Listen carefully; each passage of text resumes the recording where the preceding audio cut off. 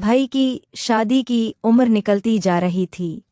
आज अचानक भाई के कमरे में गई तो भाई को ऐसी हालत में लेटा हुआ देखकर शर्मिंदा ही हो गई और सोचने पर मजबूर हो गई कि भाई तो कहता था कि मैं अभी छोटा हूँ, शादी के काबिल नहीं हुआ, लेकिन आज जो चीज़ मैं देख कर आई थी इससे यही साबित होता था कि भाई अब शादी के काबिल है।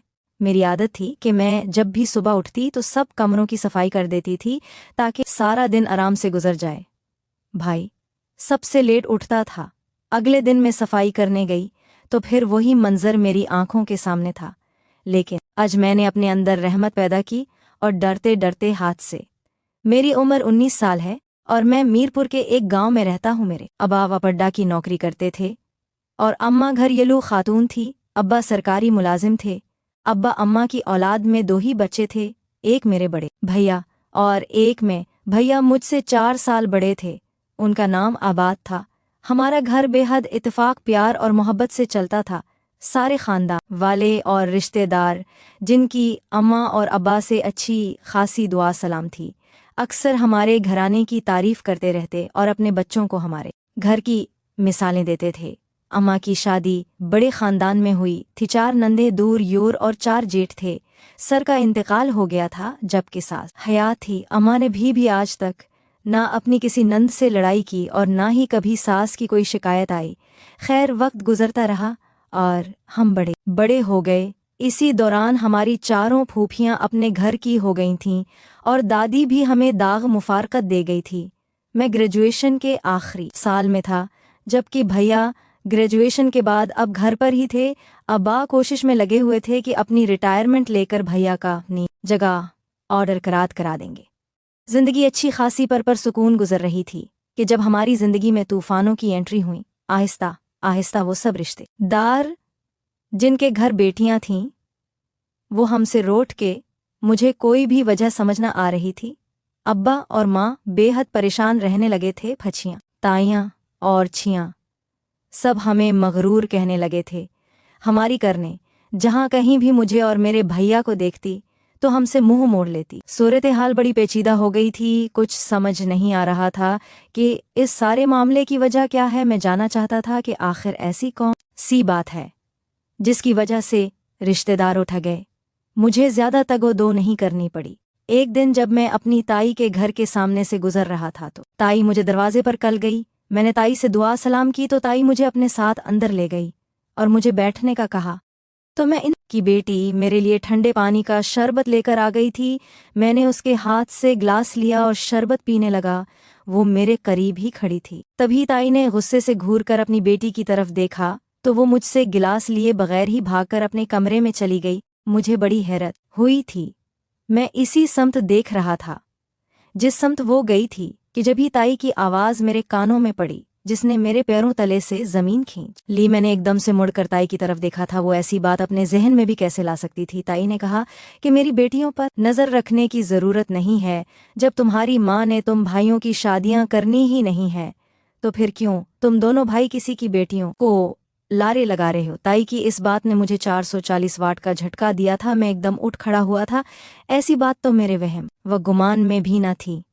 हाँ, पाई झली बेटी नाजिया से मेरी दोस्ती जरूर थी, लेकिन चक्र शुक्र वाली कोई बात ना भी ताई न जाने क्या किया सोच रही थी मुझसे तो उस छत के नीचे खड़ो तक नहीं हुआ जा रहा था। मैंने ताई को अपनी सफाई दी और उन्हें कहा कि जैसा वह समझ रही है ऐसी कोई बात नहीं है। मैंने किसी को लारे नहीं लगाए और जहाँ तक शादी की बात है तो वो तो माँ और अबा वक्त आने पर करा ही दे। ये तो ताई इंतहाई तशरुख कर बोली, तुम्हारी गलत फहमी है बेटा। तुम तो शादी के ख्वाब देखना ही छोड़ दो। चलो, तुम्हारी उम्र नहीं हुई, लेकिन तुम्हारी भाई की तो शादी की उम्र हो गई है। 28 बरस का हो गया है वो। हमने तो इसलिए जाकर तुम्हारी माँ के आगे हाथ फैलाया था कि आज तक भी खानदान में किसी ने तुम्हारी माँ की शिकायत नहीं की थी। तब भी उसने कहा कि वो कहीं से भी नहीं करवाएगी। मैं दक सा खड़ा ताई की बातें सुन रहा था। भला इयां और आहा ऐसा क्यों कर रहे थे। ताई की बड़ी बेटी नूरलैन बाजी माशाल्लाह से पढ़ी लिखी थी और सबसे बड़ी बात हाफिज कुरान थी। फिर अम्मा और अबा के इनकार की वजह मेरी समझ में न आ रही थी। मैंने ताई से इजाज़त ली और घर के लिए निकल गया।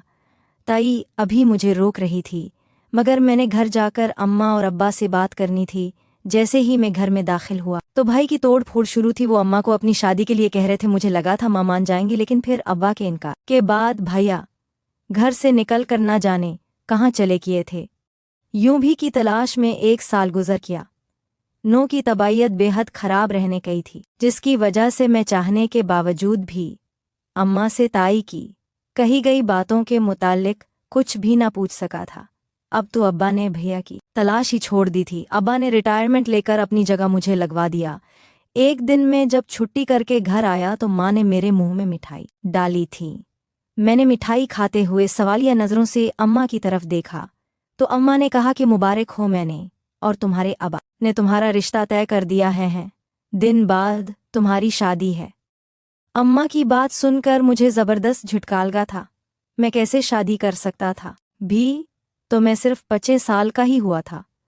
मैंने अम्मा से बहुत एहतजाज किया और कहा कि पहले बड़े भैया की शादी होगी और उसके बाद ही मैं शादी करूंगा। आपको पहले उनकी शादी करवानी चाहिए कि शादी में तो अभी छोटा हूं, आपने उनकी शादी क्यों नहीं करवाई? जब वो इतना कह भी रहे थे तो मेरी बात सुनकर अम्मा अपनी नज़रें झुका गई थीं। मैंने अब्बा की तरफ देखा तो अब्बा ने कहा कि बरखुरदा फैसला हो गया है। लड़की की तस्वीर माँ के पास से देख लेना, दिन तय हो चुके हैं। अगर हमारी ज़रा भी परवाह हुई तो हमारी मान रख लेना, नहीं तो हम समझेंगे कि हमारी कोई औलाद थी ही नहीं। इससे पहले कि मैं मज़ीद कुछ कहत, वो दोनों उठकर चले के पीछे में अफसोस से सिर पर हाथ मार कर रह गया था। अब्बा की बातों से इतना तो तय था कि लड़की ख़ानदान से बाहर की ही है। फिर मुझे अपने बड़े भैया का ख्याल आया और मैं उनके कमरे में गया कि शायद कुछ मिल सके जिससे मुझे मेरे सवालों के जवाब मिल जाएं। लेकिन सारा कमरा तलाश लेने के बाद भी मुझे कुछ भी ऐसा वैसा ना मिला।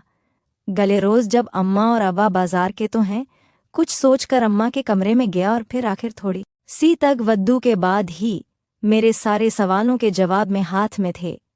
ज्यों ज्यों मैं पढ़ता जा रहा था वैसे वैसे मुझे यूं लग रहा था